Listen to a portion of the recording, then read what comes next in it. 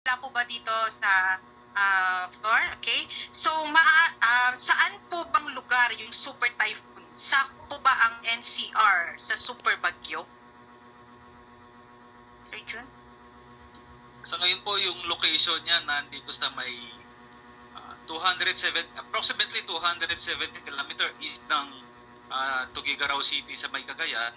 Ang Metro Manila, sakop lang siya ng kanyang radius kasi medyo may kalakihan po yung radius ng bagyong si Egay, umaabot ng almost 680 km. Kaya papapansin natin, pati dito sa Metro Manila naka-raise po sa signal number 1. Pero yung mas delikado talaga, gaya nga nabanggit ni Engineer Moron, itong nasa signal number 3 at number 4, yun po yung dapat paghanda po talaga. Yan po yung question ko, guys. Si Juvie de Guzman po ito ng DWBL. So, may mga katanungan pa po tayo?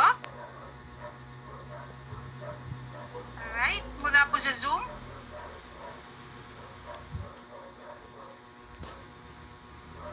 Hanggang kailan, from the Philippine Events News TV, hanggang kailan mag-stay si Super Typhoon Egay dito sa Pilipinas? At since Super Typhoon po ito, lahat po ba ng affected areas na dadaanan ni Egay ay naka-prepare na po ba lahat? Kumusta naman po ang functions ng mga equipments na ginagamit ng Pag-asa? Accurate pa din po ba ito from Philippine Event News TV?